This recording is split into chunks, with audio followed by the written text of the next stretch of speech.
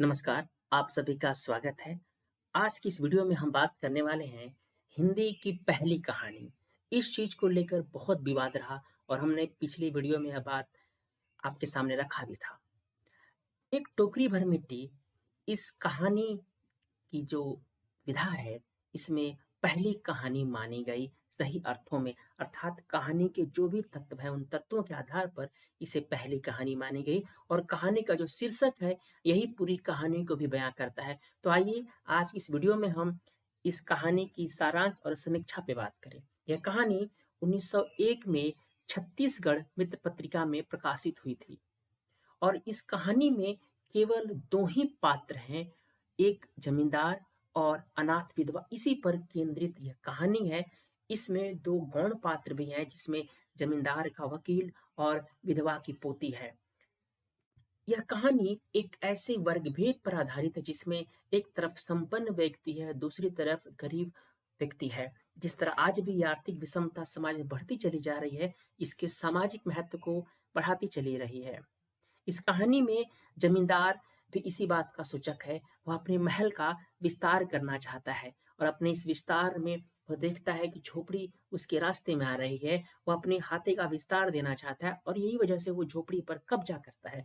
पर अनाथ विधवा का मार्मिक कथन, जो इस कहानी का कह सकते हैं एक टर्निंग पॉइंट है, यही जमींदार के हृदय परिवर्तन करता है और यही कहानी का शीर्षक भी है। यह बात आगे हमें दिखाई देगी। जमींदार का जब यहाँ पे हृदय परिवर्तित हो जाता है, तो वह इस चीज पे पश्चाताप करता है और वह झोपड़ी विधवा को वापस कर देता है। जमींदार के महल के पास एक गरीब अनाथ विधवा की झोपड़ी थी। जमींदार साहब को अपने महल का जो हाता है, उसका विस्तार करना होता है। अब इस विस्तार में, क्योंकि झोपड़ी तक उनकी बढ़ाने की इच्छा है, झोपड़ी रास्ते में आ रहा है, अब उसको हटाना है। जमींदार ने विधवा से बहुत बार कहा कि झोपड़ी को हटा लो, क्योंकि जो वह महिला थी, विधवा थी, वह वहाँ पर कई ज़माने से यानी पीढ़ियों से वहाँ बसी थी और आपको पता है कि हम जहाँ पे रहते हैं, जो हमारा आवास होता है, उससे हमारा गहरा लगाव हो जाता है, एक भावात्मक लगाव हो जाता है। हम उससे नहीं छोड़ पाते हैं। उसका प्रिय पति और इकलौता पुत्र भी इसी झोपड़ी में मर गया था। उसकी जो पतोही भी थी, अर्थात उसकी जो बहू थी, वह भी एक 5 वर्ष की कन्या को छोड़कर चल बसी थी। अब यही पोती उसकी वृद्धकाल में एकमात्र सहारा थी। जब कभी भी उसे पहले की स्थिति याद आ जाती, तब वो मारे दुःख के फूट-फूट कर रोने लग जाती थी। जब से उसने अपने श्रीमान पड़ोसी का हाल सुना है, तब से वह मृत सी हो गई थी। उस झोपड़ी से उसे इतना लगाव था कि वह वहां से निकलना नहीं चाहती थी। जमींदार की इच्छा को सुनकर उसकी अव्यवस्था मृतक सी हो गई थी। जब उसे यह पता चला कि जमींदार इस झोपड़ी पे कब्जा कर उसे हटाना चाहता है, पर वो झोपड़ी छोड़ने के लिए तैयार नहीं थी। जमींदार के सभी प्रयत्न विफल हो गए। तब जमींदार ने अदालत का सहारा लिया और झोपड़ी पर कब्जा कर विधवा को वहां से निकलवा दिया। झोपड़ी छोड़ने के बाद बुढ़िया वहीं पड़ोस में रहने लगी। एक दिन जमींदार मजदूरों को लेकर झोपड़ी के पास कुछ काम करवा रहा था। उसी समय अनाथ विधवा हाथ में एक टोकरी लेकर वहां पहुंचती है। यही कहानी का सबसे मार्मिक चित्रण होगा। यहीं से कहानी एक इस दिशा में चलेगी जहां से जमींदार का एक हृदय परिवर्तन होगा। जमींदार उसे देखते ही नौकरों को हटाने के लिए कहा, पर वह गिड़गिड़ा कर बोली, महाराज, अब तो ये झोपड़ी तुम्हारी हो गई है। मैं उसे लेने नहीं आई हूँ। महाराज, क्षमा करे तो एक विनती है। जमींदार साहब के सर हिलाने पर उसने कहा, जब से यह झोपड़ी छूटी है, तब से मेरी पोती ने खाना पीना छोड़ दिया है। मैंने उसे बहुत समझाया, पर वह एक नहीं मानती है। वह कहा करती है कि मुझे अपने घर ले चलो, वहीं रोटी खाऊंगी। अब मैंने सोचा है कि इस झोपड़ी में से एक टोकरी भर मिट्टी लेकर उसी का चूल्हा बनाकर रोटी पकाऊंगी। कितना एक भावनात्मक लगाव है।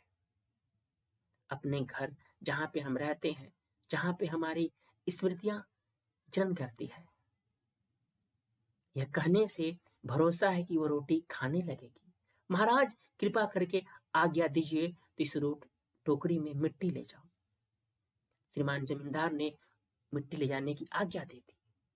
विधवा झोपड़ी के भीतर गई। वहां जाते ही उसे पुरानी बातें बरबस याद आने लगी और उन स्मृतियों में वो आंसू की धारा बहने लगी।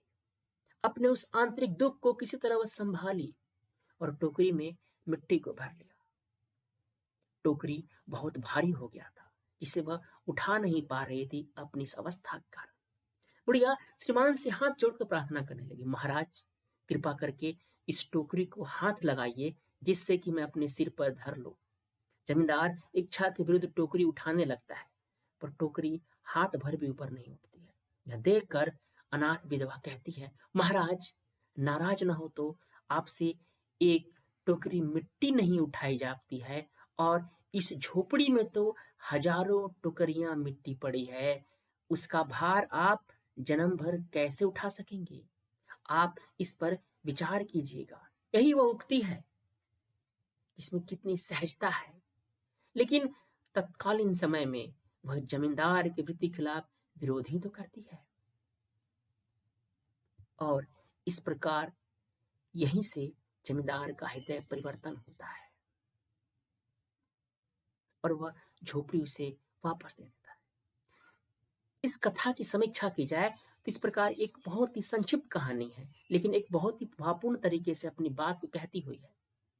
एक छोटे से मर्म कथन से असत पात्र का हृदय परिवर्तन करा देती है और उसे सतकोटि में आदर्शात्मक समाधान के रूप में ला दिया जाता है। किंतु यह उतने किसल कुशल रूप में दिया गया आदर्श है कि कहानी की संवेदना पर भारी नहीं पड़ता और न ही संस्कृत की नीति कथाओं जैसा है। सब कुछ पूर्ण स्वाभाविक सहज रूप में घटित होता है। एक महत्वपूर्ण बात यह है कि हिंदी की पहली कहानी में एक तीव्र सामाजिक संवेदना है। जमींदार के अत्याचार को कहानी समस्या के रूप में उठाती नहीं, अपितु उसका प्रतिकार भी वृद्धा के माध्यम से कराती है। पहली ही कहानी सामाजिक अन्याय के विरोध में इस प्रकार खड़ी हो सकी, हिंदी कहानी की बहुत ही महत्वपूर्ण उपलब्धि है। बहुत चुनकर आवश्यक प्रसंगों को ही कहानी में नियोजन किया गया है। यह कहानीकार के कौशल का परिचायक है और कहानी के संक्षिप्ति में एक गहन और व्यापक संवेदना है। कहानी की भाषा शैली भी तात्कालीन कथा लेखों से कुछ अलग हटकर कहानी विधा की प्रवृत्ति के अनुरूप है। बोलचाल की सामान्य भाषा और ऋजु प्रवाहमयी यथा एक दिन श्रीमान उस झोपड़ी के आसपास टहल रहे थे और लोगों को काम बतला रहे थे। इतने में विधवा हाथ में टोकरी लेकर वहां पहुंची। कहीं कहीं अत्यंत छोटे बड़े प्रभावी वाक्य हैं। विधवा झोपड़ी के भीतर गई या बेचारी अनाथ तो ही थी, पास पड़ोस में जाकर कहीं रहने लगी। कहना न होगा कि मिजाज में यह भाषा कहानी के कितने अनुकूल है, एक जीवन धर्मी गंध को लिए हुए। कहानी के संवाद भी अत्यंत चुस्त दुरुस्त और स्वाभाविक बन पड़े हैं। कहानी शिल्प की दृष्टि से बहुत ही पुष्ट है और इस कहानी ने हिंदी कहानी को बहुत दूर तक प्रभावित किया है। सुदर्शन की हार की जीत कहानी में भी बाबा भारती के ऐसे ही छोटे से मर्म कथन से डाकू का हृदय परिवर्तन हो जाता है। इस प्रकार यह कहानी कहानी कला की दृष्टि से पर्याप्त निखरी हुई और प्रभावी है। इस वीडियो में इतना ही। हिंदी साहित्य से जुड़ा हुआ कुछ और जानकारी आपको चाहिए तो इस मुझसे जुड़े रहें, लाइक करें, सब्सक्राइब करें, शेयर करें। Thank you.